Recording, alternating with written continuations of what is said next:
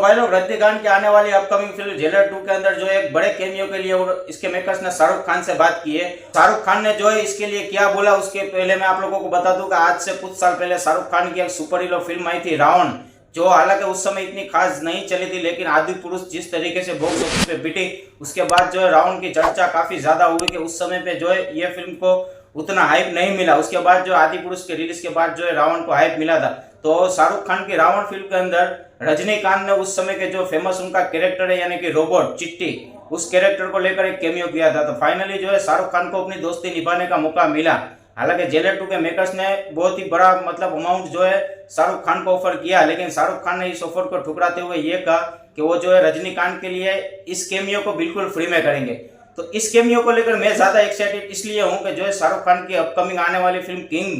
King के look के साथ ही इस फिल्म के अंदर जो है उनका कैमियो दिखाया जाएगा, सफेद बाल सफेद दाढ़ी के साथ या फिर कुछ अलग लुक्स के साथ जो है जेलर 2 के अंदर शाहरुख खान का कैमियो दिखाया जाएगा। तो भाई लोग पर्सनली जो है मैं काफी ज्यादा एक्साइटेड हूँ जेलर 2 के अंदर जो है शाहरुख खान के कैमियो को लेकर। तो आप लोग जो है शाहरुख खान के जेलर 2 में कैमियो को लेकर कितने एक्साइटेड है मुझे कमेंट सेक्शन में बताया, और वीडियो अच्छा लगे तो वीडियो को लाइक करके हमारे चैनल को सब्सक्राइब कर देना।